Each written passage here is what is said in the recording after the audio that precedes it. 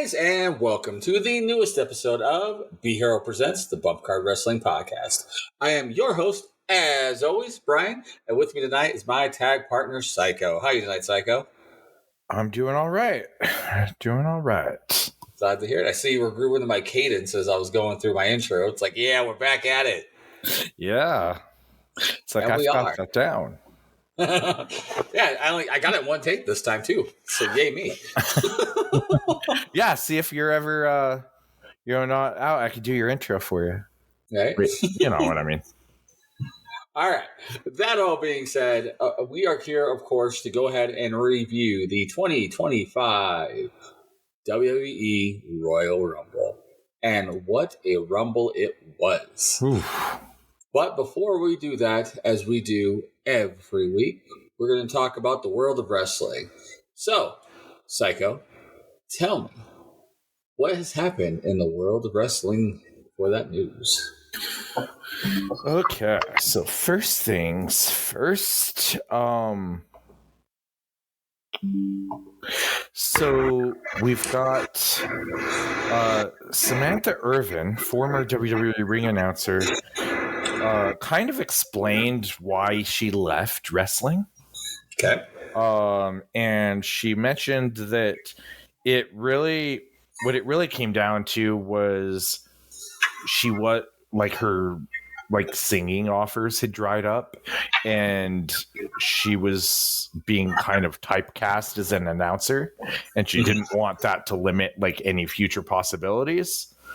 And so that's why she left. And she says that 100% guarantee she will be back in wrestling in some form. So okay. Interesting.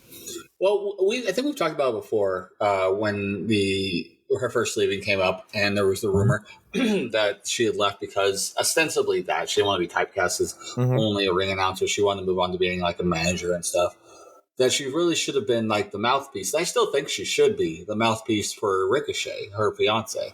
I think that's a good pairing for them. Yeah, I don't think she wants to do that, though. I guess she, I don't know. She doesn't like ring announcing is what she said. So if she does come back, maybe she doesn't come back as a ring announcer, which is, in my opinion, and I've been on record of probably saying this, that I think that's a shame because she's very, very good at it. And her presence is missed in the WWE. Yeah. I think we talked a little bit about that during the Rumble, in fact, when you were over here, how Alicia, what is her name? I can't even tell you her name. I know where you're talking about. It's the ring announcer currently for Raw, and I apologize, I can't remember her name. But she does ostensibly an impression of Samantha Irving's intros, which it's not to throw shade on her, because it's big shoes to fill. But even Lillian Garcia, who, was the best up to that point of the ring announcers, feels like she's also trying to do now a slight imitation of Samantha Irving. It kind of makes me miss, the Fink, and having the Fink try to do an impression of Samantha Irving now. Oh, all right. Any other thing going on, Nikki? Yeah. So, WWE has reached a lawsuit settlement. I'm not sure I 100% heard of this lawsuit before, but I guess back in March of 2024, Richard Bryant filed a lawsuit against WWE alleging that attending a July 2022 taping of SmackDown in Orlando left him with hearing loss. And they settled. Looks like they settled outside of court. Good. But yeah, interesting. I don't know the details. I don't know if it was from fireworks. I'm trying to see if it was from. I would imagine it was from pyro. Yeah, that's what my imagining as well as I have the slightest memory of this. I was right. It's pyrotechnics blast that damaged his hearing. I have the slightest memory of this lawsuit going are being brought up last year, but it's like when you were bringing it up, it kind of was ringing a bell. Not meaning to make a tinnitus joke in that aspect, but that's what happened. And I'm kind of glad that they settled out of court, because the nice thing if one thing's settled out of court, as it were, and doesn't go to a trial or anything like that, is it doesn't show culpability. And so it doesn't create a precedent. Because if you create a precedent, everyone's going to attempt to sue for hearing issues. Right. Even if they don't have it, it's like, oh, my hearing. Because I don't know. It's hard to. I mean, I'm sure they can prove if their hearing's gone, but you never know. And I said compability. I meant culpability. I knew what you meant. I think our readers. Oh my gosh, yes. Our listeners. Just to remind everybody, I'm an active wrestler. He is a former active wrestler. We have hit our head many a time. So please give us the benefit of the doubt. Yes. Although, you know who really deserves the benefit of the doubt is somebody out there actually attempting to read our podcast. Okay. There's the guy that's like, hey, they're talking about me. Probably not. Anyway, next story. Yes. Okay. So there's a release in WWE. Yep. Former NXT Tag Team Champion Duke Hudson has been released back in January. I mean, not too long ago, but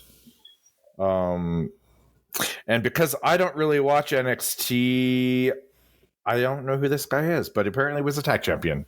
Yes, he's tag champion as part of Chase U, the university gimmick that they had going. He had actually, before that, was doing a heel gimmick. He's actually had a couple of gimmicks in NXT, but Chase U gimmick that he did, along with the rest of Chase U, like Andrew Chase and Thea Hale and Riley, generic high flyer name who I can't remember.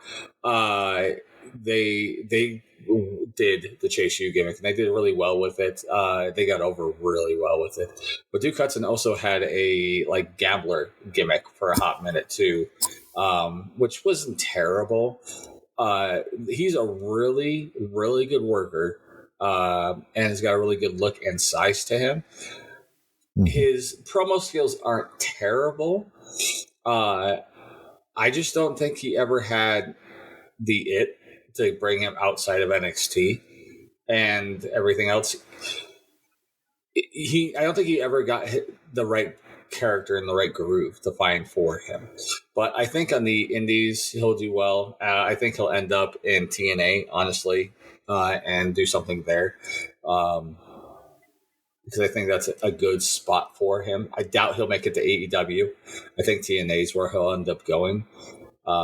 Also, I don't think it says there, but I don't think it says why he was released, whether it was him asking for such or it was direct release. But he's the only one that was released. So it wasn't for a cost thing. Interesting. Yeah. Well, in other news, and I think we were talking about this during the Rumble when we were watching it, but apparently Charlotte Flair and Andrade have divorced. Yes. Yeah, their divorce finalized. I think it was that Friday. Or maybe it was this last Monday or something like that. But it was around this weekend it was finalized. Yeah, I know we were talking about it. It's are they still married? Or did they work things out? We weren't really sure of what happened, but it came out. So that's got to be interesting, though, because at least they're on separate shows, so they don't have to have that awkward. Right, they are on separate shows, right? I don't know if they said what show Charlotte was going to. No, I guess they did. She's on SmackDown. No, she's on SmackDown. Yeah, because that's remember I had missed a couple of SmackDowns due to other things going on, so I missed the promos they were doing building up to the Rumble, and they were all on SmackDown. So I'm guessing she's going to SmackDown. And I'm pretty positive Andrade's on SmackDown. SmackDown. I mean, Charlotte was on Monday Night Raw this week, but she was also on NXT. She's doing the whole. Yeah. Anyway, we'll get to that. But yeah, I think that's all the major news I have for now. So other than stuff that is Rumble related, so we can jump right into the Royal Rumble, if you will. All right, if you will. Yes.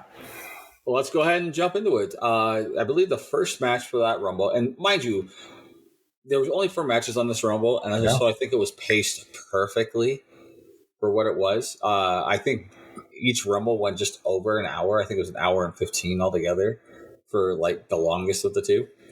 So I think it works out perfectly. And they started off with the Women's Rumble.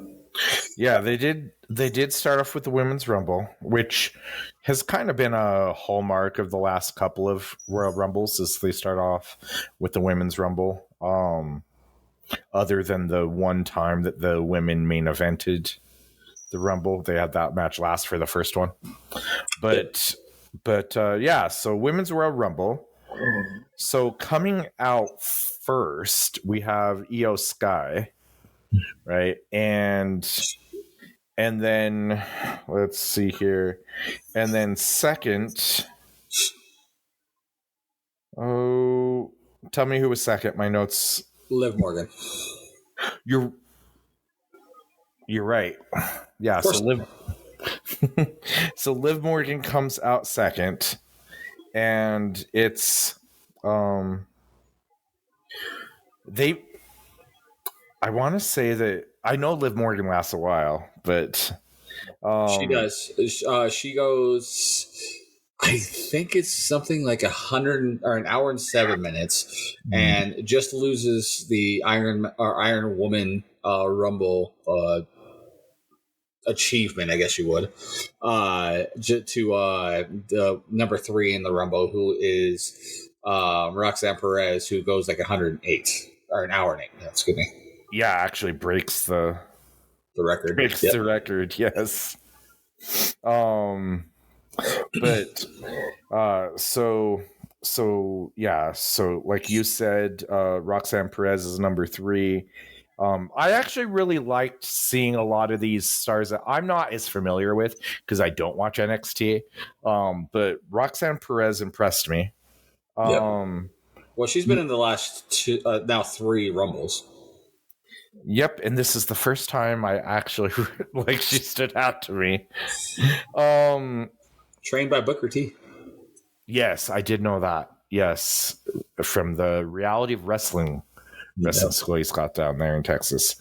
So number 4, Lyra Valkyria, current IC champion. Yes. IC champion. Yes, and her I know. And she actually has a wardrobe malfunction during this show. Yes, she does. Now watch Royal Rumble like views go up instantly from us announcing that. No, she luckily was able to hold up her top as she was trying to get it fixed. She couldn't really get it fixed by herself. Had to go off into a corner while they kind of gave her some kicks to stay in the corner, and then the referees had to come over and help her, and they were very happy when they were able to get that resolved for her. I wonder what would have happened if she couldn't have. Well, if she wasn't winning, she'd just get thrown out. Yeah, I guess so, but it would have probably been sooner than. Although that would have been dangerous, right? Throwing her over the top rope. If she, how's she going to hold on to things? There's several ways to get somebody over the top rope without making it dangerous. Like they could have done something where they did like a assisted suplex on the outside, or lifted her to the outside and then bumped her off, and she bumped herself off. Yeah, but what if she like tried to go out the right way and then she wasn't holding, you know? Damn. Yeah. Yeah. Anyway, we're The gonna what ifs that we will never be able to know. Yes. That sort of thing never happens in the men's rumble. There's a reason. I think Otis might have had a wardrobe malfunction. No, just kidding. It would have been so great. Could you imagine that spot? Yes. Like, he comes down, like he covers himself up or something like that. Maybe even has like pasties on or something. That's a visual. But You're welcome. that would have been funny in ad lib. They had plenty of time between the two Rumbles for them to, if they wanted to like go that route but they probably didn't want to call attention to it. But no. So number 5, Chelsea Green, current U.S. Women's Champion. Yes, and doesn't really do much of note yet, although she's incredibly over with the crowd. They do pretty quickly. I can't remember if it's at here or shortly after, but they do a great spot where she tosses every person in the ring out to the apron, but thinks she just cleared the ring and pops herself and then realizes she didn't, and everyone comes back in and ping pongs her. Yes. So number 6 is B-Fab. Yep. Don't know a lot about her. She's currently working, comes out as a valet ostensibly for the Street Profits. They've actually been really high on her since they came to Salt Lake for that SmackDown. They had a few months back. They did the triple threat for the women's United States Championship. Yeah, for the women's United States Championship, the triple threat. And it was her, Chelsea, and somebody else in the match. I can't remember who, but B-Fab did really well in that, and they've actually the back apparently has been really high on her ever since then. Imagine if they had a women's Universal Championship. That would be just going too far.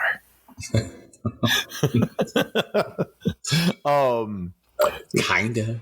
Yeah, I mean, it was technically too far probably for the men too, but they've kind of rectified that. Well, no, they still call it the Universal Championship. Do they really? I thought it was the undisputed WWE Championship. No? Oh, no, you're right. I'm sorry. Every time I hear undisputed, my brain applies the Universal between that. So, yeah, because all you words are the same. Well, no, it used to be the undisputed Universal WWE Championship when Roman had both titles. What a mouthful. Yep. So number 8, Ivy Nile. Again, there's a lot of women in here I'm not that familiar with, but I think it was a great showing to like introduce them if you weren't familiar with them, to a broader audience than what they're probably used to performing in front of. Well, the women's one I think works out really well for the women's Rumble because it allows to have every woman there have themselves a little story of some variety. If I had to put a down on like anything that Triple H has done since he's taken over, it's really giving good stories to the women relative to the stories that he gets for the men. One of the best stories that he had working, at least for the most part, is the story between Ivy Nile and the woman who's about to come out next, which is Zoe Stark. Nope, I lied. It comes out shortly. Maybe it's like one more after that, which is Maxine Dupree. I think it's maybe one or two more after. Yeah, a few more. So they have a good story that way. Yes, because they were like besties, but it had nothing to do with the title, which is the big thing. Like a lot of times, like the women matches and the women's stories all involve the title, where on the men's stories, not all of them, in fact, very few of them revolve around the title per se. Do you think that that's why they added more titles though to the women though, so they could justify giving more stories to the women? I think so. I It mean, makes sense, it's but also justifiable. I think it is about that time to give them an even playing field for the most part. mhm, There's only one women's title, like tag yeah. title, Mm. but it would have been hard to make the decision on what women's mid card title to have as a single. So I think having two makes Yeah. better sense, and it almost guarantees when you're having 3 hour long shows. It almost guarantees that you're going to probably have two women's matches on almost every show. Yeah, and I think we're long overdue for an all women's show too. You know, I think they have enough stories and talent that they could really get over a lot of women with an all women show, even if it was just an hour long.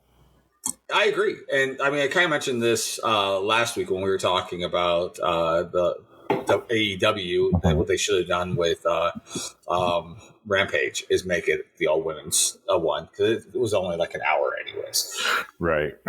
Right. But I'm saying the WWE women, because the WWE women are they have a lot of stockpiled talent on the women. I mean, right, especially right now. Because in past years they had to have a lot of surprises for the Rumble. This year there were some, but it wasn't like, you know, a quarter of the Rumble like it was in previous years where they No, had to have them come in. I know that. Yeah, I was gonna say like there'd probably be like 10 like surprise entries of Yeah. what we haven't seen in like 5 to 6 years. Mm-hmm. This time there were two. Two, maybe Not counting like returns. the big return names who Right. were out on Right. injury or other reasons, like ones who ostensibly were pseudo retired who came back. Mm-hmm. Yeah, so like they have enough women now they can fill a whole Rumble, so they could really do an hour show. And I would watch that show, by the way. Yeah. I would 100% watch that show. And I don't have a lot of time devoted to watching wrestling these days, but I've been watching Monday Night Raw every week, and I would watch a women's show. Thought for you actually on that. Netflix owns the rights to Glow Interesting. because they had the show Yeah. that they produced. So if they did Glow, like brought back Glow as a Netflix show that's all women only, that needs to be like an hour plus because Yeah. it's Netflix. There's no real need to go a specific timeline. Yeah. Yeah, you could totally do that. Yeah, for sure. I would watch it. You're welcome, H. So number 8 is Utah original Zoe Stark. That's right. Yeah, started here in Utah, and yeah, I've been on shows with her, and So have I. yeah, and yeah, had conversations with her and everything. Yeah, so in fact, I actually went to the gym that she was Personal trainer. Personal trainer for. Yep. But she's doing fantastic. We've talked about it before that I think it's pretty clear right now that she's like the biggest success story to come out of Utah wrestling thus far. Agreed. Because she's on, she's on the pay-per-views of WWE or the PLEs. She's on the weekly shows, like Tag champion, or former tag champion, holding championship gold, like big time. She's easily going to win one of the mid card titles at some point. I mean, it's not too much of a stretch to have a big title on her at some point too. Mm-hmm. Yep, and she looks fantastic. Like everything she does is crisp. Save in this match. Right. So, and by the way, the ring is really filling up by this point because there's like no eliminations yet.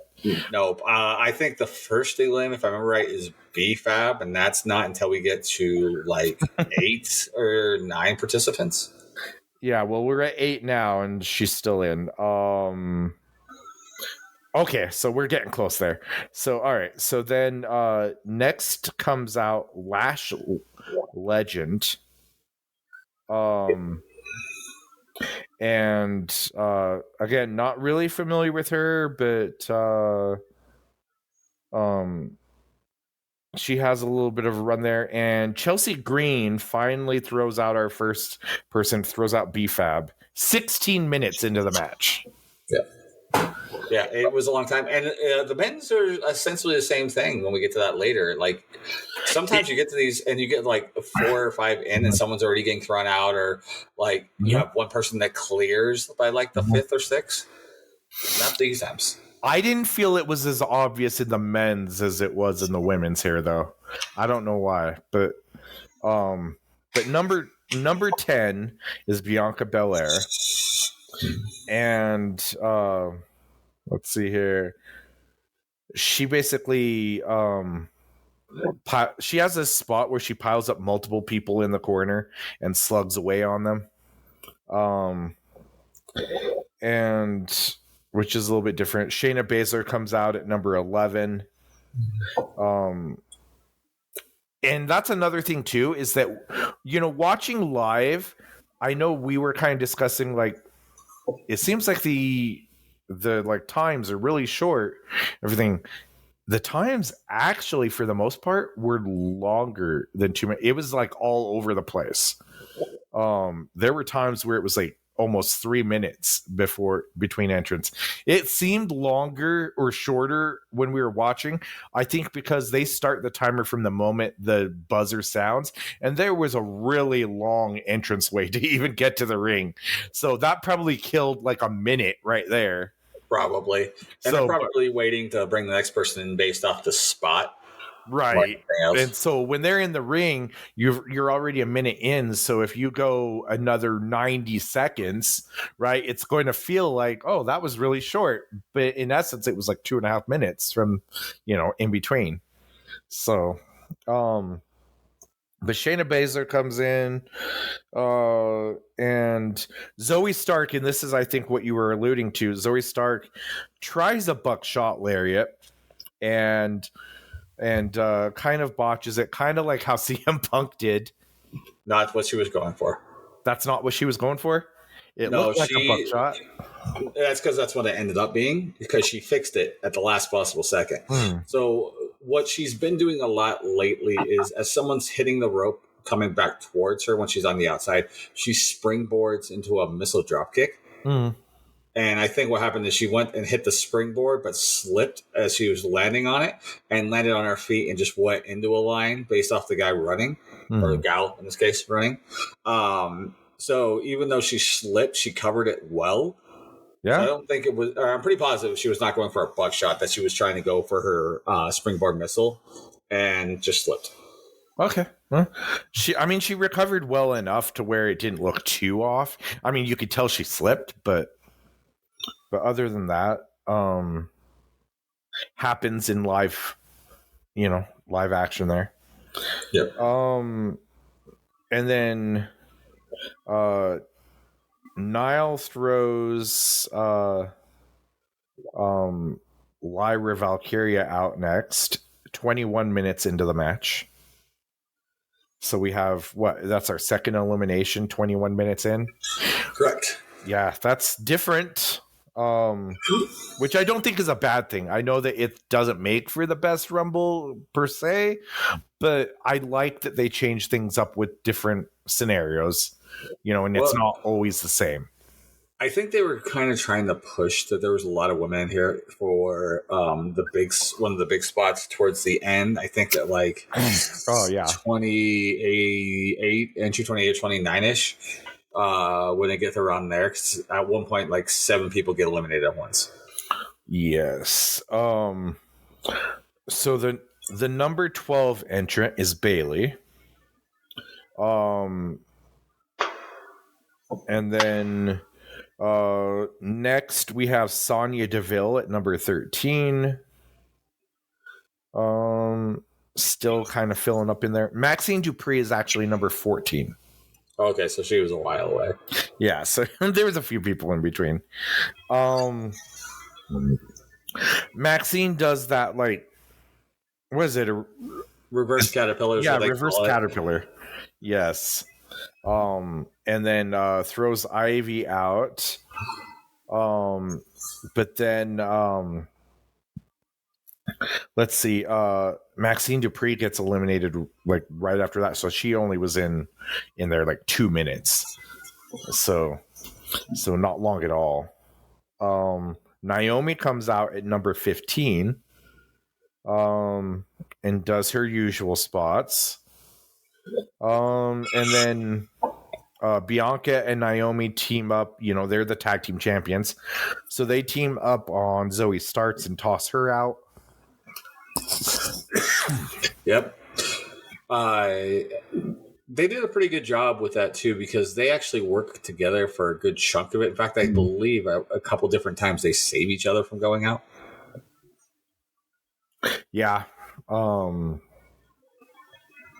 There's an interesting spot a little here in a little bit too that I want to call out, but so Sonya Deville gets eliminated.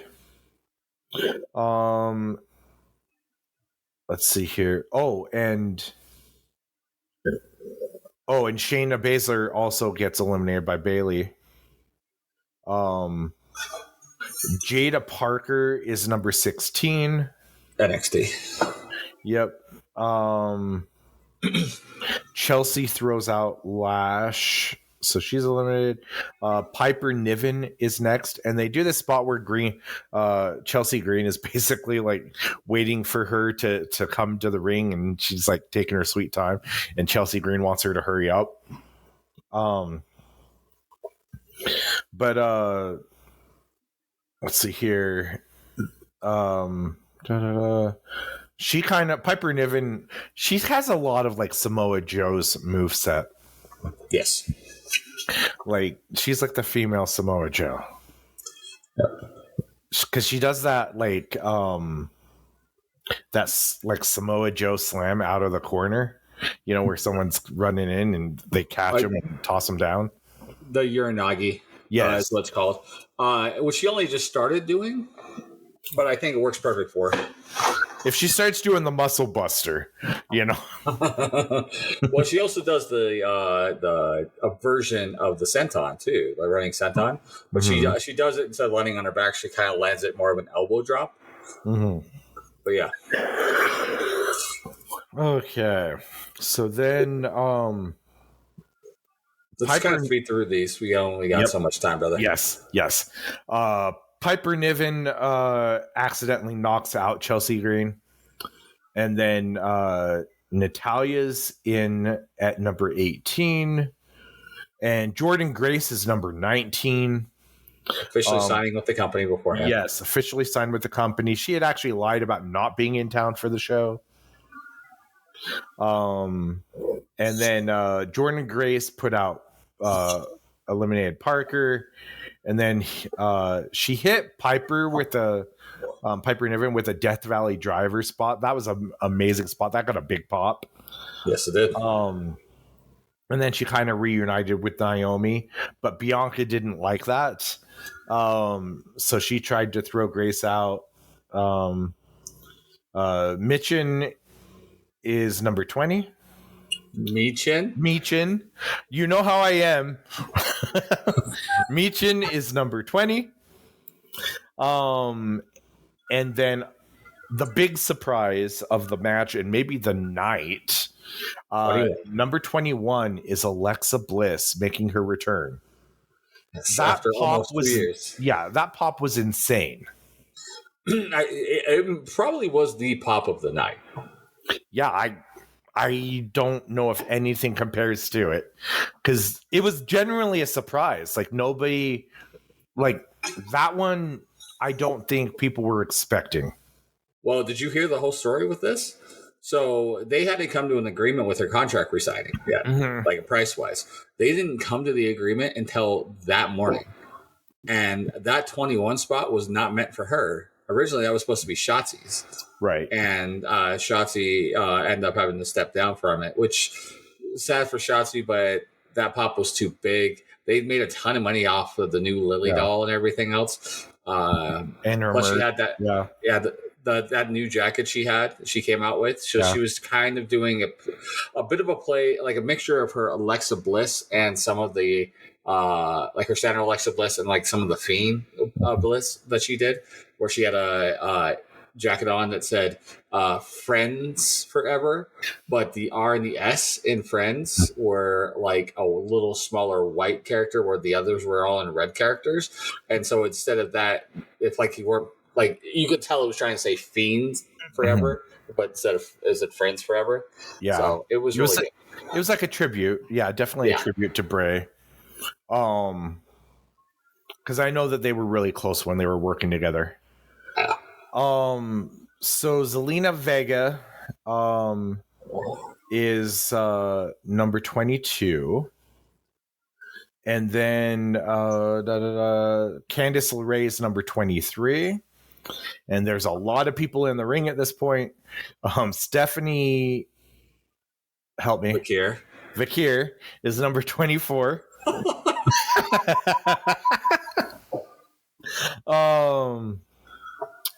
And then we've got the surprise return spot. Trish Stratus is number 25. Yep. Okay, and then Raquel Rodriguez is number 26. Did I mention that Natalia was in? Did I mention? Okay. She gets eliminated here by Liv Morgan. And then by the way, those two are the only two women to ever be in every single women's Rumble. Yeah. And sadly, Liv Morgan eliminates Alexa Bliss next. Yes. Which I don't know. I wished Alexa would have been there towards the end. I think it would have added a lot of intrigue there. But I agree, but I think because she wasn't there for rehearsal, right? So they just did what they could. She was essentially taking Shotzi's whole spot. But I think too, there's the rumor mill is that not only are they going to be having Alexa kind of join with the brace or the Wyatt Six, they're also going to have her and the Wyatt Six go up against Judgment Day to finish them off at WrestleMania. And Alexa and Liv are a perfect match. Every time I say that name, by the way, my Echo keeps going off, my Amazon Echo. So I keep hearing this, what do you want? Da-da-da-da-da over here. That's funny. Yeah, and I don't think they expected Alexa to get that kind of a reaction. I mean, maybe they did, but not that big. I don't know. So number 27, Charlotte Flair, right? And she gets pyro, which is always a sure sign, that they're a big deal, right? In the match. So let's see. Michin is eliminated there by Charlotte. And then Piper Niven gets eliminated. Julia makes her Rumble debut at number 28. And she eliminates Jordynne Grace. And then we have Nia Jax at number 29. Nia eliminates Sofia Vega. And Trish Stratus eliminates Candice. And then Trish Stratus gets eliminated by Nia Jax, which is a darn shame. And number 30 goes to the returning Nikki Bella. There were rumors about her, making a return and being in talks. So interesting. I just hope that her neck holds out, if she's going to do a lot of stuff. I don't know if it was a one-time spot or if they're going to be using her regularly. The rumor is that that's a planned run for her. Yeah, I just hope she stays healthy. Well, all she has to do is go talk to her brother-in-law and ask who he used for her doctor or his doctor. Right. Yeah, because he's doing so well right now. As far as he's so banged up. Brian Danielson, baby banged up. His neck's still good. Everything else may be messed up, right? But he's still good. That's true. So they do the spot where everyone gangs up on Nia Jax, but she, does the Incredible Hulk. She just roar, and they all scatter. Right? She fought them off with her power, and they finally they piled on her, and Nia just throws a bunch of people out, including Liv Morgan. And then let's see here. Julia and Perez fight on the apron and try to get Charlotte out. But Charlotte eliminates Julia. And then Nikki eliminates Bayley. And we're down to the final three: Charlotte, Flair, Nia Jax, and Roxanne Perez. And Charlotte dumps both of them out. Or sorry, not dumps both of them out. Dumps Nia out. And Roxanne Perez holds on. And looks like she's trying to fight back in, but Charlotte hits her with a big boot to eliminate her and win the Rumble. So Charlotte Flair wins, which honestly I think was probably, I know it gets a lot of flack, but I think it was the right call. And the reason I say that is it's a big time star, and there really wasn't a clear winner this year. It's like, so they needed to plug somebody into that, and everybody else is, you either were going to have somebody that's already been kind of stale, that doesn't have much momentum, or you were going to try to give it to somebody that is new to try to make a star type thing.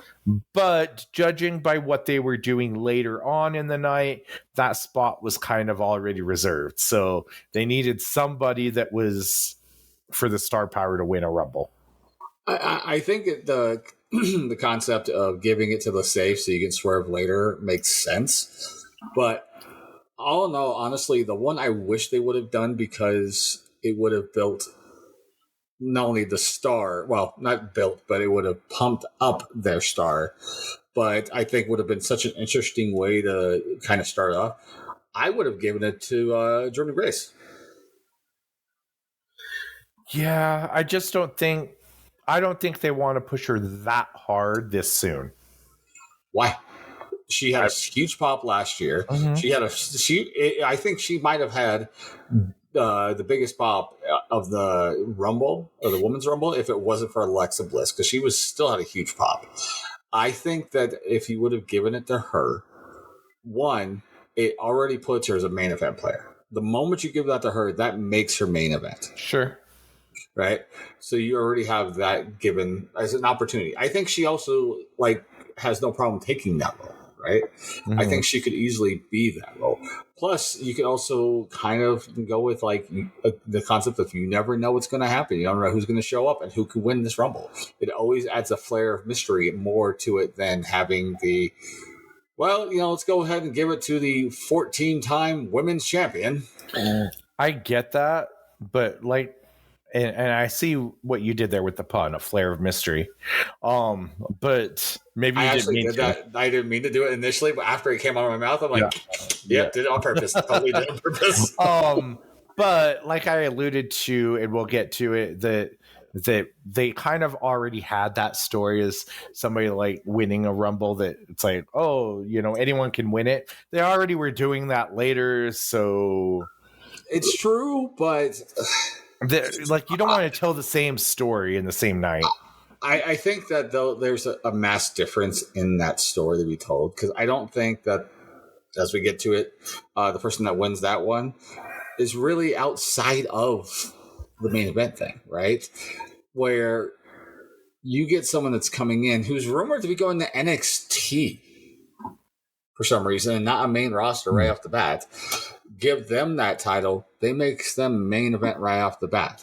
I agree, but there's time for that. She's still relatively young. Yeah, and they signed a 5-year contract with her. So they got. I'm sure they have plans. They do. I'm pretty sure they have big plans for her because she looks like $1 million. Oh yeah. She's definitely put the work in. So next we have, after that, we have our 2 out of 3 falls WWE Tag Team Title match, DIY versus the Motor City Machine Guns, and this was a really good technical match. High, it's exactly what you would expect. The first fall actually happens pretty quickly though. Ciampa hits Alex Shelley with a knee strike, pins him at like 3 minutes into the match to win the first fall. Real quick, going back on that a little bit, they do a great spot, which is actually a spot that was done by Sheamus and Cesaro back in the day when they were at the bar, where Shelley is it's Shelley and Ciampa that are in the ring, and they're going back and forth, boom, boom, boom. Shelley's on top. Ciampa bumps him, goes to reach for the tag. Or no, I'm sorry, it was Sabin and Cesaro, because they do a quick hot tag. They flip off. It looks like Ciampa reaches for the tag and gets it, but Gargano pulls his arm back in, so the tag doesn't officially happen, but it looks like it does. So they keep working with Gargano, and then they are able to do that swap to have Ciampa in as the legal man. The bar did the same thing with Sheamus reaching for the tag and Cesaro pulling his arm in to go for a finish on the match, and I think it works so well as a great, intelligent tag spot. Yes, that was a good spot. So there's no way for me to like call most of this because it was very fast paced too. But Gargano, let's see, gets pinned at with the neckbreaker splash combo Skull and Bones in to even it up. So we're at 1-1 apiece. And then this is where I don't like the finish. I mean, I know they're going to tell a story with it, but it wasn't a clean finish. You had the Street Profits actually did a run in and hit the Motor City Machine Guns with crutches, allowing DIY to finish with the double knees to win the match and get the pinfall.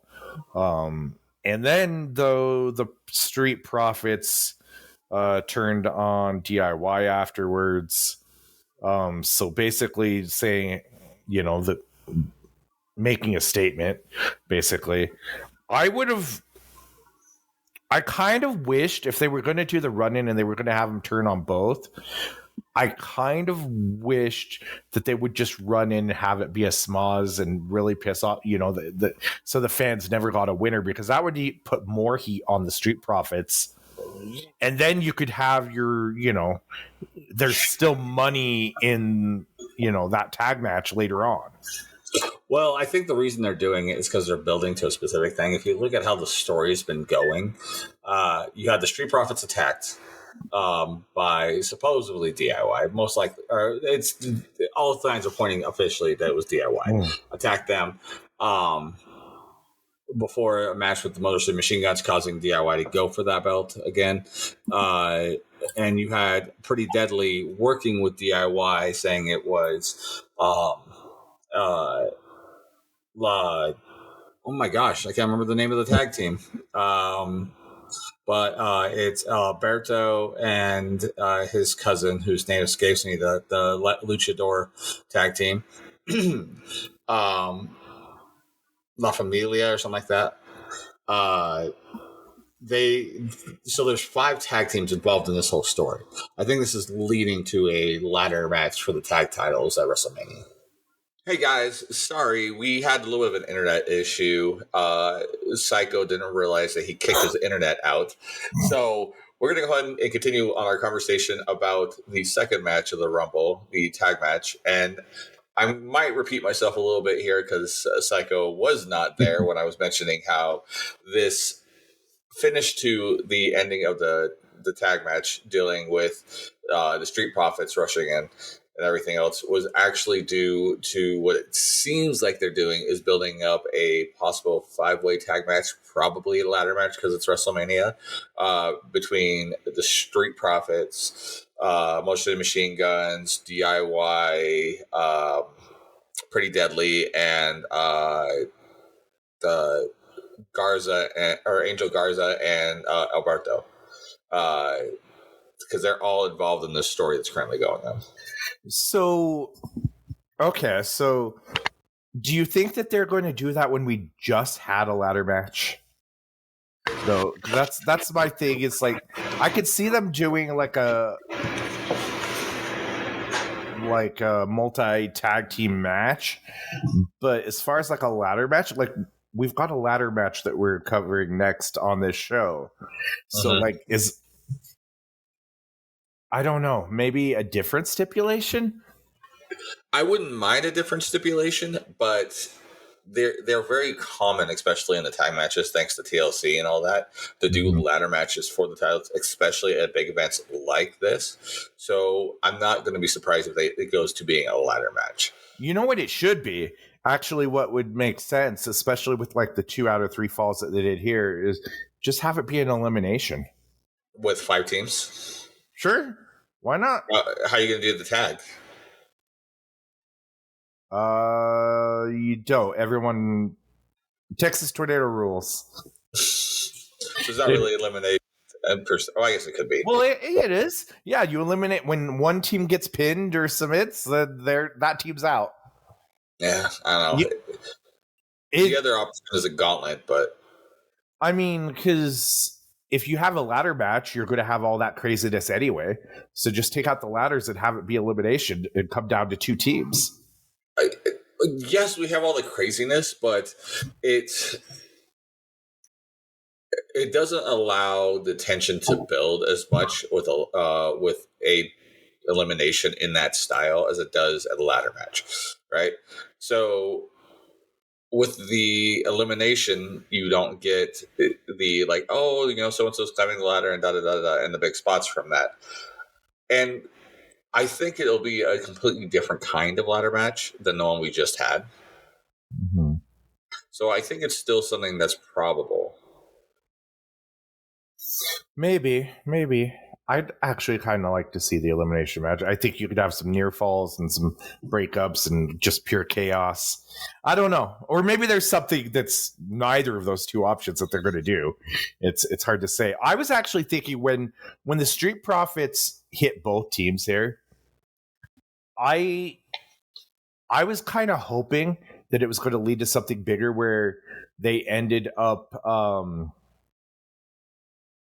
hitting the other like brands tag team champions on Raw or something, and doing something there. So it was like something bigger, and they could have made a statement on like the tag team division as a whole or something like that, or them being overlooked or whatever the case may be. That's probably how. I mean, I was hoping it was going to lead to something like that, but it doesn't look. That would have been interesting because they could have done, because that happened on. Are they SmackDown or Raw? They're SmackDown. Mm-hmm. Yeah. So what they could have done is done that on SmackDown, or they could have done that on Raw. Come out Raw the next night, and then they could have also done it on NXT for the tag champions on there too, just to cover all of the brands. Yeah, I mean it would have been interesting. Or if you didn't do the NXT and they were attacking like tag teams from both brands, that's where you could have done the ladder match. You could have done a ladder match with both sets of tag titles hanging, and whoever gets the first one's that tag champions, whoever gets the other tag belts or the other tag champions. I don't know. You could have done some shuffling there or made that intriguing. Do you remember that being the exact same thing they did 2 years ago at the Rumble or at the WrestleMania? Well, I mean, we're talking about doing a ladder match when we've done a ladder match on this very show that we're talking about. So, again, I think it's different, and it's a decent distance away. It's not far, but it's decent distance away. Gotcha. So, and that exact same stipulation is exactly what they did 2 years ago. Because that's how Waller and Theory won the tag titles. Gotcha. Yeah, I don't know. I just want. I mean, I guess let's play it out, see where it goes. Let it play out. But I had some ideas of where it could have went, but we'll see where it goes. Yep. All right. Let's go ahead now and talk about a ladder match. Yes, a ladder match. How original. Now we've got Cody Rhodes defending the undisputed WWE Championship. No longer saying Universal. Okay. So against Kevin Owens. And I've really enjoyed the story that they've been doing with Kevin Owens. Mm-hmm. And it all comes back from the bloodline, right? It's like the bloodline has all these little split side stories that's developing, and I love that it's spinning off into all these other stories. And I'll touch on that a little bit later, but this ladder match was very physical. A very physical ladder match, and it wasn't so much the big stunt show ladder spots that you would normally see. I mean, not saying that there weren't some spots that were kind of like that, but it was more about the brutality. It reminded me a lot of the OG ladder match, right? The Shawn and Razor, where it had a lot more story involved in it and a lot more brutality instead of let's see what flippy crap I could do off the ladder here. Right. Which is what you get a lot of times in the Money in the Bank ladder matches, right? It's a spot fest. Which is for somebody, everyone has their thing, right? And it's perfectly fine, but you don't remember a lot of this. I'll guarantee you'll remember the crap out of this match. Right. I mean, everybody loves a good car crash, okay? and watching it as you drive past it. But not actually happen, but you know what I mean. The aftermath of it. But with this match, not only did it have brutality and the story, but I mean, because it was actually more violent than the original Shawn and Razor ladder match, right? Because I mean, Kevin Owens bled. Sorry, I can speak. Kevin Owens bled. Kevin Owens almost died. Yeah. I mean, I guess we could jump right to before we get to the finish of this match, the spot where they do a spot in the ring. I'm trying to remember. Hold on, let me look at my notes here. That's why I have them here. They do a spot. Okay, let me back up. So they actually have a little step ladder that they were using, or that Kevin Owens was using to hit him with, which probably hurt more than a full size ladder. Yep. And I'm speaking from being in ladder type matches before, and I can speak from personal experience with this exact gimmick, because I had a ladder match that we did almost the exact same spot with the little one and everything, and getting hit by the little one, and it sucked. Yeah. Yep. The spot that I wanted to reference though was Kevin Owens hitting a fisherman's buster off the top and onto the ladder onto Cody. Off the top rope, yeah. Right. that was just insane, right? And you called it before it actually happened when we were watching it. You're Yeah. like, oh, he's going to do the Fisherman's Buster here, onto the onto the ladder, and he did, and that very easily could have been a finish right there if they were going the other direction, but they do that spot, and then the officials kind of stop the match a little bit and checking on both guys. Sami Zayn comes out, which is an important side note here. Sami Zayn comes out and is checking on both guys, because remember, Kevin Owens leading up to this match was telling Sami Zayn, basically tried to get him to help, convince him to help in this match and help him win the title. But Sammy doesn't really do anything, just kind of checking and being out there. And then they climb up onto the table. Oh, and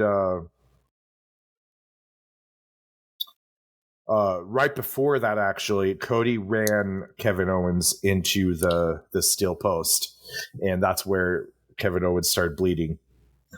And then they go up onto the table, and Cody ends up hitting the Alabama Slam after Kevin Owens was teasing that pile driver that he's been hitting. And Alabama Slam, not through the table, but through the bridged ladder that they had set up earlier in the match. And it looked like Kevin Owens just about died on this spot. Yeah, his head landed between two rungs, and so when the ladder broke, it folded him up backwards, and all you see is his shoulders up, like his head's stuck between the two rungs of the ladder that's bent in. It is an insane spot. That should, and mind you, Michael Cole says this during that. These are trained professionals. Don't do this at home. The "do not do this at home" video will have this part in it from now on. Yes, exactly. And how Kevin Owens ended up being on Raw a couple nights later, is beyond me. But I'm actually it, though. Yeah. But that was enough of a spot that Cody, climbed up and grabbed the ladders, and Sami Zayn watched the whole thing happen. They teased it a little bit, like maybe Sami was thinking about stopping it or something like that, but Sami Zayn just watched it happen, which is kind of a key point that they're going to be telling with a story going forward, I believe. Did you not watch Raw? Not watch Raw? Did you watch SmackDown? I have not seen SmackDown. Okay, so I saw parts of SmackDown, but I didn't see anything with Kevin Owens or Sami Zayn. When I saw SmackDown, I saw the triple threat match qualifier for Elimination Chamber, and saw their promo. And then I saw the Cody Rhodes, Jacob Fatu, Jey Uso, all of that stuff on SmackDown. Okay, so slight spoiler if you haven't watched SmackDown, which you haven't. There's a promo from Kevin that he does in his car, and he explains why he attacks Sami. And it is so beautiful. You're going to want to go back and watch it, because I'm just going to give a quick summary. But basically, he says, we've gone through all this together, and at one point, he says that he's like, Cody doesn't just try to end my career. He tries to end and stops and kind of starts crying a little bit, and then doesn't finish the sentence. And then, but he's like, I will never forgive you for not helping me, not stepping in. And not just because you didn't step in, but because later that night I saw on video you helping Roman when somebody was attacking him in the Rumble. And I will never forgive you. Like, this whole thing, it's so good. Kevin is so good on the mic, or in this case, phone camera in his car. But it is so good. So that is explaining why he did this, and why they're setting up this match for the for WrestleMania. That's awesome. And see, this is if I hadn't kicked my internet out the other night, we wouldn't have had that little blurb there about SmackDown, because we were originally recording before SmackDown. So it's like Inception here. Okay, right? guys. Yeah. They did it on purpose. Yes, exactly. So we could add more insight to what's happening here, because we know a little bit of the aftermath. Right? So yeah, but really, I actually really enjoyed the ladder match. I thought it was a pretty good ladder match, and it told a good story. And that's kind of what you want from a ladder match, is you have a great match, and it still had its spots, but it's a logical progression to what happens next. It is. The interesting thing, though, is more often than not, a ladder match is kind of a rubber match. It's the finale of whatever the program is. Mm-hmm. And this doesn't really feel that way per se. It is kind of the finale between Kevin and Cody, but it naturally moves on to something else, which is what every great storyline should do. Is, though you're finished with this part, the story's not over. We're now moving on to here. Well, and we've seen a lot of that with Triple H's booking, right, since he's taken over. Like, the whole Bloodline story, that's all it is what happens next, And not just what happens with that particular story, but like I mentioned earlier, all these little subplots that are happening that encompasses the entire WWE, roster and everything. And I love that. That he's making everybody play a part in it, and they're all having their different stories, but it all started with the Bloodline, which is why I say the Bloodline might arguably be the greatest storyline ever in professional wrestling. I agree. And I don't know if I would say arguably. I think it is. Like, the only other one that you'd have up against it would be like a Stone Cold McMahon, right? But how many people did that one make? Well, okay, wait. So maybe that's another episode. Yeah. I think that could be there's an episode idea right there. Yeah, going through the greatest storylines in wrestling history and saying who did it make. Yeah, we'll save that for another episode, because that's a whole other subplot. See, we're having our own little subplots here with everything. Yeah. Talking about this and creating a new storyline from there. That's thank you, H, for teaching us your ways. That being said, guys, please subscribe to our social medias, Be Hero Media, Facebook, Instagram, Twitter. And then also subscribe right here on YouTube or on Spotify so that you can follow when that episode comes out. Awesome. So let's get into the main event, the Rumble, the Men's Royal Rumble. Okay. So we've got the first two people. So Rey Mysterio comes out. And I called this, by the way, but number 2 is Penta. I said it would be great if they had a spot in here. I didn't know that they were going to go 1 and 2, but it makes sense. And I really want them to have a one-on-one match, maybe at WrestleMania or something like that. But there needs to be a passing of a torch, because that's kind of what they've done here. But they hit their spots. They go a little bit. Chad Gable comes in at number 3.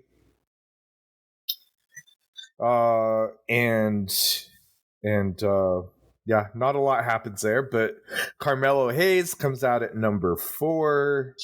I'm just kind of speeding through until there's actually some big things there. Santos Escobar. Did I say that right? Correct. Okay. Real quick before you go on. Yes. You are skipping over something that was pretty big. Not directly in the match itself, because, there were spots here or there. But this was the first Rumble ever to have 1 and 2 be men of Mexican descent. Starting off the Rumble ever. Gotcha. I wasn't aware of that, but makes sense. And it's not just Mexican descent, but like two generational talents, right? Yeah. But so then we've got Santos Escobar in at number 5. And he actually hits a 619 on Ray, which is interesting. Well, previously, because I think it was before you were watching the weeklies, Santos Escobar, when he was a face and they first started LWO, was a mentee learning from Rey Mysterio. So last year, when this all happened and they had the big storylines going in with that, that's where that was Santos Escobar's kind of coming out party as a heel, and bringing in La Familia or La Formica or whatever it is, creating that as a counterpart to LWO. And so him hitting that is kind of that reminder of where that came from and reminding of that storyline. Gotcha. Let's see here. Then we've got Otis at number 6. Which he goes for the caterpillar, which Gable breaks up and into the ankle lock, which was a really good spot. I remember I think you really liked that transition there. Well, it's because of how Gable does it. It's not that he grabs it like from a kick or grabs it by Otis standing up. No, Otis is in mid worm, as it were, for the caterpillar. He's in the mid process of it as Gable kind of dives over top of him and grabs it. Gable's a treasure, and we should protect him. Yes. Then we've got Braun Breaker at number 7. And I kind of thought, okay, here's the guy that's going to clear out the ring, because we were starting to be like the Women's Rumble where there was a lot of guys in and not a lot of guys out. He comes in, immediately tosses Mello, basically smashes everyone that moves. And then Santos is eliminated. Okay, number 8, we have what was supposed to be Akira Tozawa. Did I say that right? Yes, I'm getting better. All right, it can't get worse. I can try. Don't underestimate me. Excuse me. So Akira comes out and basically Mello like lays him out from behind as he was going to the back. And so they carry Tozawa to the back, and the camera kind of follows him back there, where we've got, Hunter comes in and it's like, what are we going to do? We need someone to replace him. And then he points to internet personality IShowSpeed, which he sells it really well. It's like, that high pitched, like, what do you mean? It's really, I don't know a lot of him other than he's, somebody that's in Logan Paul's entourage or whatever. But, yeah, so he goes out there and actually gets an elimination. He eliminates Otis. With the assistance of Braun Breaker. Right. But that's not what is going to be remembered here. No. Braun Over 3 million views already. Yes. Or 300 million views, excuse me. Yeah, which is insane, right? Braun Breaker runs the ropes and spears the ever loving you-know-what out of IShowSpeed. And he needs to learn to tuck his chin because that looked devastating. Man, like Speed was fine after he helped eliminate Otis. He celebrates by doing like a soccer celebration as a backflip and all that, right? Yes, and he turns into it perfectly. Like obviously, Speed had been doing something at the PC at least for a few weeks to get it down, but yeah, he he just still needs to work on tucking that damn chin. He ate the shit out of that. But that's not the only thing that happens. No. So Braun throws him out, or tosses him onto Otis, who For real catches him. press. Yes. And Otis catches him and does a fall-away slam onto the table. Mm-hmm. And I've actually watched, I don't know if you've seen it, but I've watched the behind the scenes, like there's a behind the scenes video of this Rumble where it shows Hunter like in the back, like asking, is he okay? Somebody, let me know if I show Speed is okay. Right. And so very intriguing stuff, by the way. If you haven't seen, they've posted it on their WWE YouTube channel. Well, before that, I can't remember if it was on Speed's or Logan Paul's YouTube or social media, but Paul comes up to him after the fact and it's like, "Hey man, how you doing?" And he shows this massive chunk of skin like ripped out of his leg. It's probably the size of like a full like dollar piece, maybe a little bit bigger, that you see all the way down into the muscle almost. Oh my gosh, I did not see that. Yeah, it is. It's pretty gnarly. It's a whole chunk of skin missing out. Oh boy. How did that happen? From the table, I imagine, right? I imagine too. Yeah. Yeah. I doubt it was from the spear. His body just explodes. Well, and not only that, like he's trying to like tuck in his chest to take the full brunt of it, and so Braun like wraps him up in like a perfect tackle when he hits him. It was damn impressive for somebody like that, and that's the kind of thing like celebrity stuff I like when they do like that. Unlike last year with Pat McAfee, who has trained and worked matches, just to get in and then get himself out. Yeah, I agree, and it creates a moment, right? Because like you said, 300 million views or something like that, which is insane. That's more people watching it than watch Raw or SmackDown.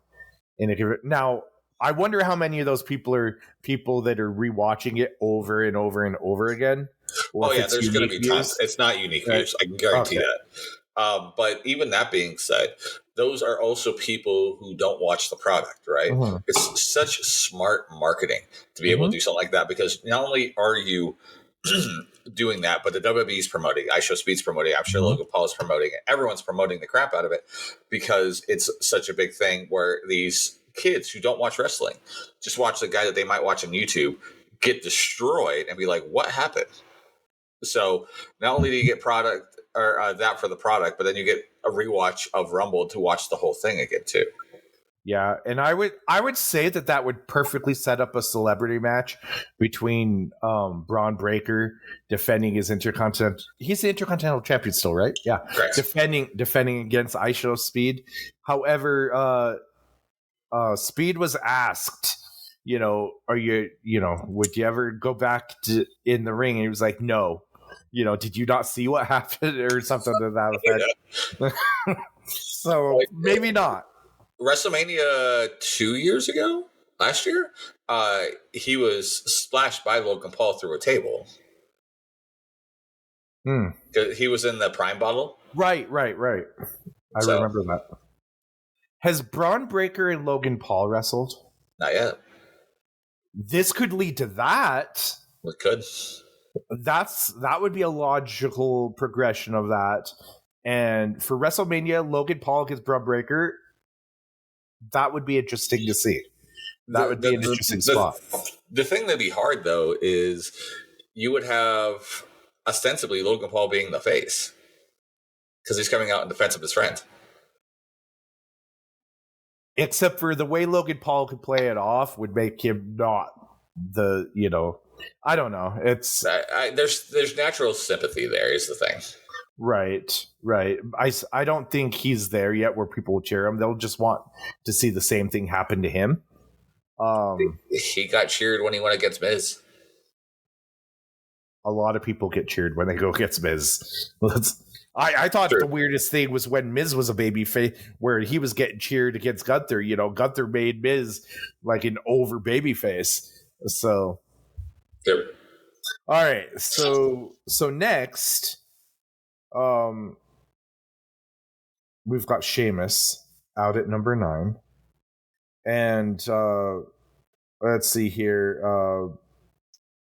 Then Jimmy Uso comes out at number 10. Andrade is at number 11, which we commented earlier on the news that him and Charlotte are no longer a thing. Correct. And which is really interesting to be if they end up on the same show and stuff. I mean, obviously they could still be civil, I would hope. Yeah. I mean, I don't know the reasoning for the divorce or anything like that, but I mean, when you get into this business, especially that far up, you have to learn to work with people you don't like. Yep. So I've done it all the time. I don't think that was meant to sound like it was directed at me. No, no, not you. You're like, that's why you never put me over. No. It's true. That's why you didn't have me be part of the booking committee. Okay, let's not bring up old wounds, right? I know. I'm not going to cry after this is over. Okay, so maybe that the Niners aren't in the Super Bowl, but you know. Oh no, I already cried over that. It's already done. All right, so next is Jacob Fatu.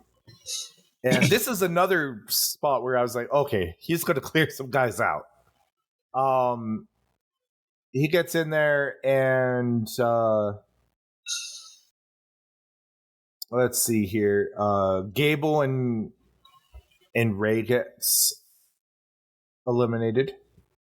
Andrade is out next, gets eliminated. And then Kaiser, Ludwig Kaiser, is number 13. And then Kaiser actually is not in there very long. He does not break a record, I do not believe. No. But it was a quick elimination by Penta. Yeah, it was like 2 seconds, just under 3 seconds, something like that, which Santana Morales is still the one of just over a second. Well, and I don't know how you would beat that one, right? Because it was like immediate. He goes in, gets clotheslined right out. Yeah, it was such perfect timing. Like, I don't think it's possible to do it any faster. I don't think so. I don't think. No, you know who should have the record?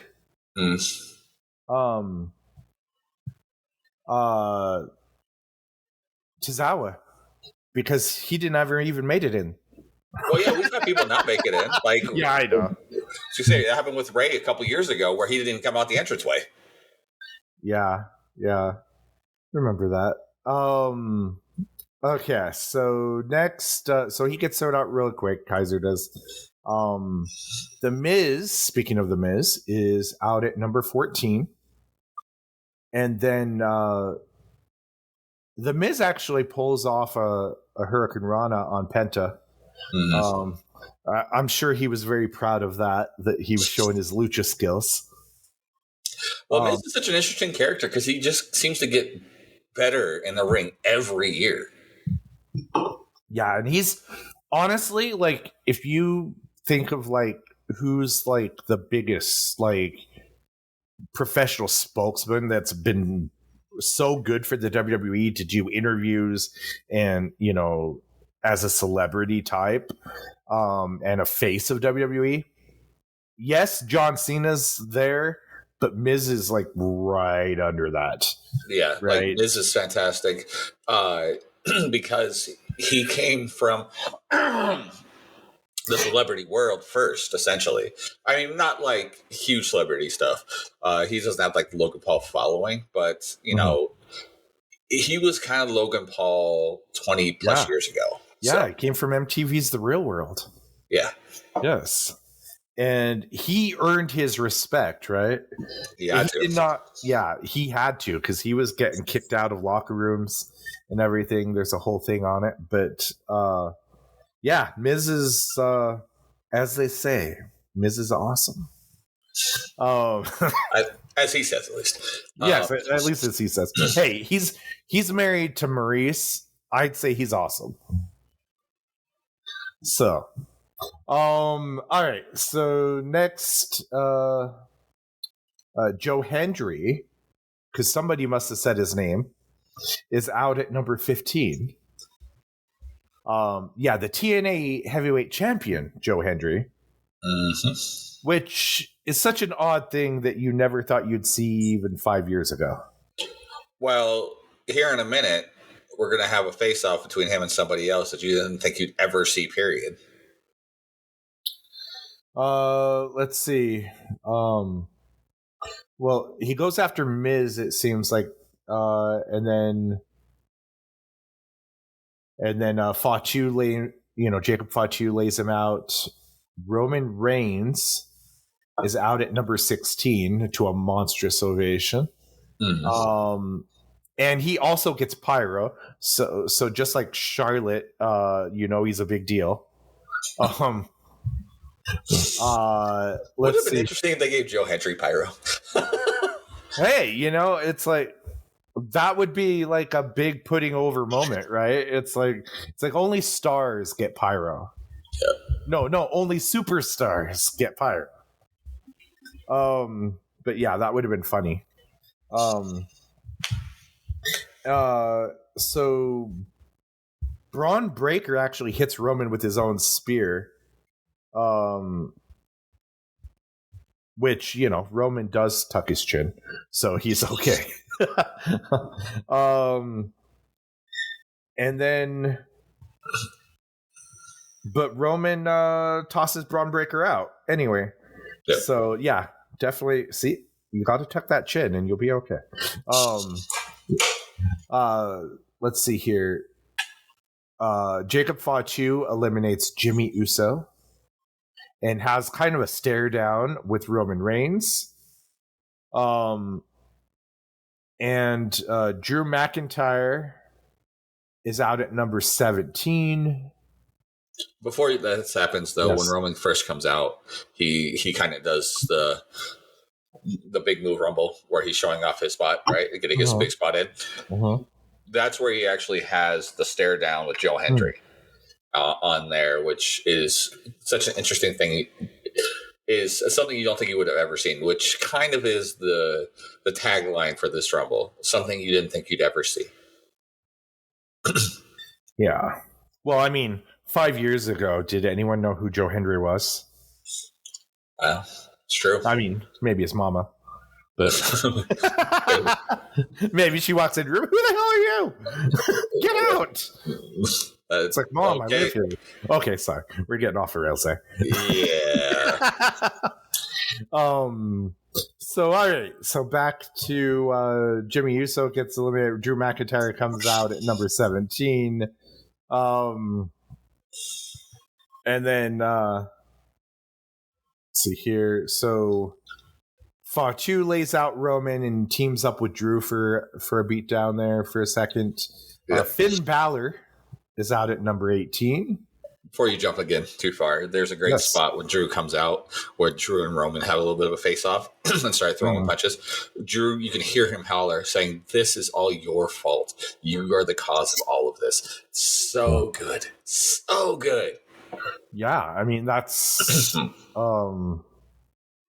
it's all those little side stories, and not just side stories, but history being, the history of it all being like stacked on top of it as it grows. And so the story just keeps getting better with all these history making moments there.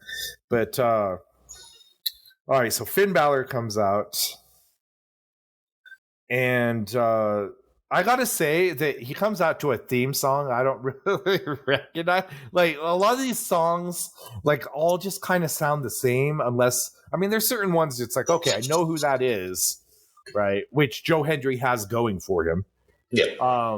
But like, Finn Balor's song, like, if you played that right now, I wouldn't be able to tell you it's Finn Balor's song. Well, one, that's new. Like, he didn't have this song up to this Rumble. Oh, okay. And two, there's a pretty universal dislike of the current composer for a lot of the WWE music because they're so generic that you don't have like. There were so many times in this Rumble and in the Women's Rumble where you would have to look at the Titantron to be like, who is this? Wait, are you saying that he debuted this theme song at the Rumble? Correct. That's the worst time ever to debut a theme song because the Rumble is one of those things where you want to have that recognizable song so the fans react. I agree. Like, yeah, that's not a good time to debut a song. But Shinsuke Nakamura comes out at number 19. And then remember when he won a Rumble? That's the U.S. champ right now, man. Yeah. So I mean, hey, at least they're doing something with him.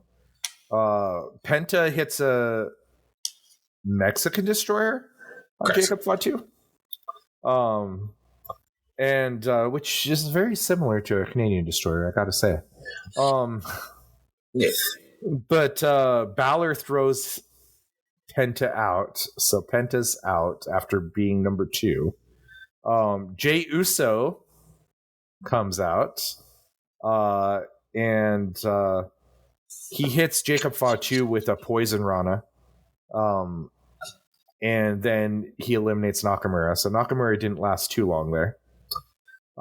Then we've got AJ Styles out, making his return. Yep, making his return. See, and we recognize that song, so we can react. Yeah, and he comes out. Good return there. Braun Strowman comes out at number 22, which is the first time we've seen him since he got demolished by Jacob Fatu on Saturday Night's Main Event. And he actually comes right out and tosses Jacob Fatu out to get his revenge. And Jacob Fatu is not happy about it, shaking up the table and throwing monitors and whatever. It throws a chair almost into the ring through the ropes. Yeah, so I guess we're getting the continuation of that feud. Yeah, in fact, next SmackDown, they announced that it's going to be him. So those two in a triple threat against somebody else. Elimination Chamber spot? Yeah, it's for an Elimination Chamber spot. I can't remember who the 3 are, but Braun's not winning out of the 3. Jacob's probably the one to win it, but if he doesn't, it's the other one. And I can't remember who the other one is right now. It escapes me. Well, judging by that, then it's probably Jacob Fatu. Gotta win that. Unless the guy's like a huge name. All right, so everyone goes after Braun after that. John Cena comes out at number 23. He eliminates Strowman and Finn Balor. And then CM Punk is out at number 24. And everyone's just kind of doing stare downs here until Seth Rollins comes out at number 25. And then, Seth wastes no time. Everybody starts slugging it out. Seth goes after Punk. Dominic Mysterio's out at number 26. And let's see. He comes in. He gets a frog splash on John Cena. Yep. And then goes after Reigns and gets beaten down. Sami Zayn, real quick, he tries to go for the 3 amigos on Roman Reigns, and Roman throws him off and kind of beats the crap out of him. He's like, "What are you thinking?" Such a good spot. And Sami Zayn is out at number 27. Hits everyone with haluva kicks. Seth Rollins lays him out. Damian Priest is out at number 28. Does his rope walk like old school Undertaker on Drew McIntyre, and then tosses Dom out. LA Knight is number 29, which I didn't realize is his first Rumble match ever. Oh, so yeah, which That's interesting, actually. Don't know why he wouldn't have been in it last year, unless he had another match. But okay, so Sammy. Let's see here. Sami Zayn, bringing this back, tries to help Roman out, and Drew sends him to the apron and eliminates Sami Zayn. And then number 30, Logan Paul. And which is interesting because Drew McIntyre gets eliminated here with Damian Priest throwing him out, and there's a lot of controversy over this spot if you've read this. Apparently, the elimination was supposed to happen before Logan Paul came out there. Yep. But Drew McIntyre blames LA Knight for basically taking too long with his spots and getting all of his stuff in. Did you see that on SmackDown? I saw the promo. I saw him mention it.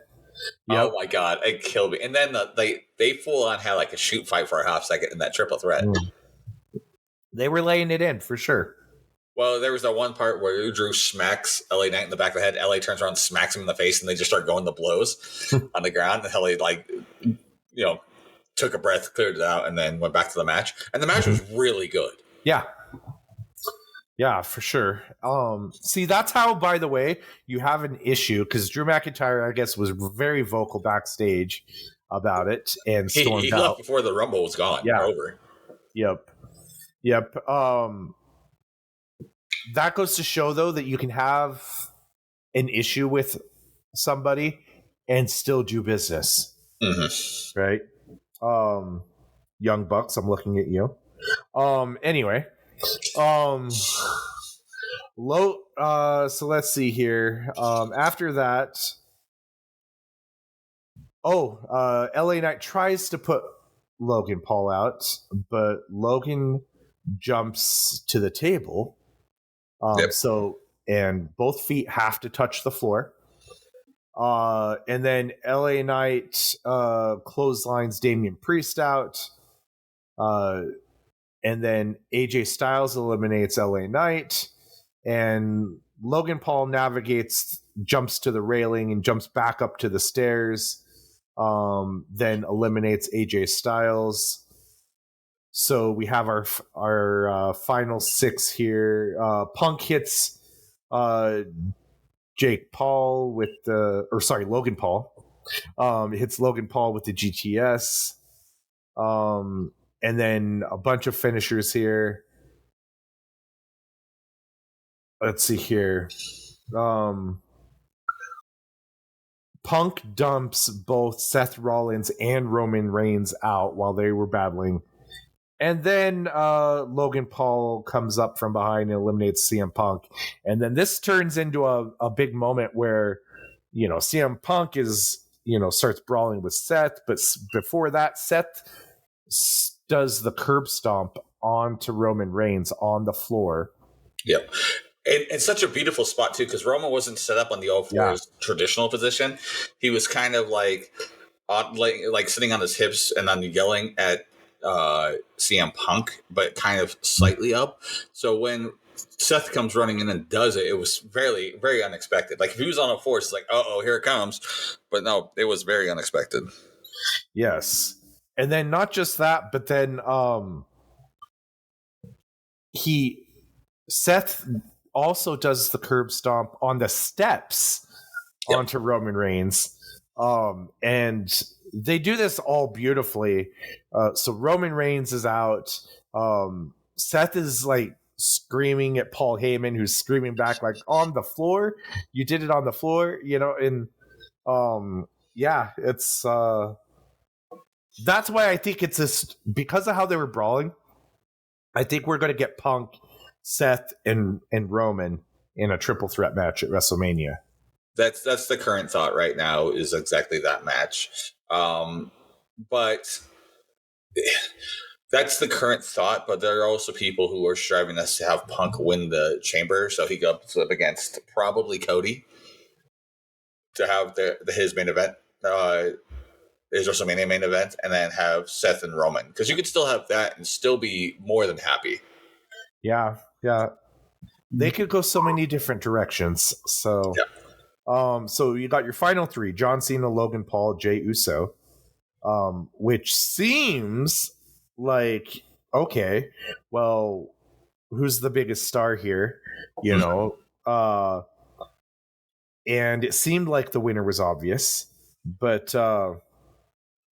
then we've got, but John Cena actually clotheslines Logan Paul to the floor, and we have Cena and Jey Uso as the final two. And I remember when Logan Paul got eliminated, I remember you were very happy. You're like, oh, thank goodness. Yes, I was. Yeah. But that spot was very cool because the spot to build up to that was Cena picking up both Logan Paul and Jey Uso on his shoulders to ostensibly probably do an FU or an AA, excuse me. And Jey hops off, and while Logan's still on Jay's shoulders, he super kicks Logan, excuse me, off of Cena's shoulders, which bumps him back towards the ropes. And then John, who dropped down after the super kick, came back up, and that's when he hits him with the line over the top. It was a beautifully done spot. Yeah. And so it leaves Jay and John. And they slug it out, and let's see here. They're kind of fighting on the apron, and Cena teases a fall, but it's holding on to the ropes after a super kick. And then John Cena lifts Jey Uso for his AA, his attitude adjustment, but Jay, gets into the ring and shoves John Cena off, and shocking upset, Jey Uso is your 2025 Royal Rumble winner. And it's funny because it is shocking, and it was actually earlier in this where it was down to 6 people going to this when they did a 6-person standoff. Yeah, and we were talking that like Jay was like everyone there had a possibility of winning, right? But Jay was kind of the lowest on that totem pole for that, so it was kind of funny that is how it ended up happening. But somehow it's weird because like it's shocking. But then when you see his reaction on both Raw and SmackDown later, it's not really shocking. No, he's super over right now. And I would say, you know what this reminds me of? This reminds me of when Eddie Guerrero won the World Championship, the WWE Championship for Brock Lesnar, in the fact that Eddie wasn't somebody that you thought would get elevated, but he was so over that it makes total sense after the fact, right? Same thing with Kofi when Kofi Mania happened, right? Or Daniel Bryan. Like these are people who like are good workers and stuff like that who got themselves over, and the WWE had no real choice. The only one that kind of did the same thing but didn't get the flowers for it was Zack Ryder. I was thinking that. Yes. So I knew you were going to pick him. But it's such a new feel for that. It's like if you can get yourself over, because Jay is number 3 in actual merch sales right now, behind Cena and Roman Reigns. Those are the top 2, and number 3 is Jey Uso right now in merch sellers. Wait, Jey Uso is higher than CM Punk? Yes. Wow, that's crazy. So, interesting. It doesn't make sense, but I think it's because our brain has been so trained to the Vince McMahon way, because there's no way in hell that Jey Uso would have won this under Vince. No, and I really appreciate we got somebody winning that wasn't super obvious. Yeah. It was a star-making moment for Jey Uso. Yeah. Because now he gets to go on and pretty sure he's going to choose Gunther Yeah. and have that match. And he's probably going to win the belt, honestly. Well, I agree. I think he's going to win. I can't imagine, because he's already lost to Gunther. It makes no sense for him to go, twice. It makes no sense for him to go to WrestleMania to main event against Gunther and not win the belt there. Yeah. In fact, they have a very similar storyline with him and Sammy against Gunther for the IC title 2 years ago. Yeah. No, last year. Last year, yeah. Yeah. So it's exactly the same storyline, right? Faces against Gunther, Gunther beats him. Faces against Gunther, Gunther beats him. And then finally he's able to defeat Gunther. The only difference is this is for the big belt and on main event level, because this is easily going to main event night one. I could see it main eventing night one. Unless the Punk, Seth, and Roman triple threat, if that was the case, You get the main event WrestleMania is the big tout for Rumble. So where they have the ability of doing night one, it's going to do that. It's going to main event night one. Well, we've seen it not. We've seen Rumble winners not main event because Nakamura, Shinsuke did not. One night. Okay, fair enough. But he didn't main event it. No, but he semi-mained. But that's the thing is I think the triple threat. I think the triple threat will probably semi-main either one or two if they do a triple threat. Yeah, if they do that. If they don't do a triple threat, I don't see it main event. Or if they do just Seth and Roman, I can see that semi-main of night two. Yeah, I'm really looking forward to WrestleMania though. Yeah. Everything. So many good stories. So many good stories. It's all coming together. And Jey Uso, super, super over. And that's another thing that the whole Bloodline story has made a star out of Jey Uso. Because to see, if you would have told me one of the Usos was going to win the Rumble and main event WrestleMania, like, if you would have told me that, 5 years ago, I were like, no. They're tag team. I didn't see them that way.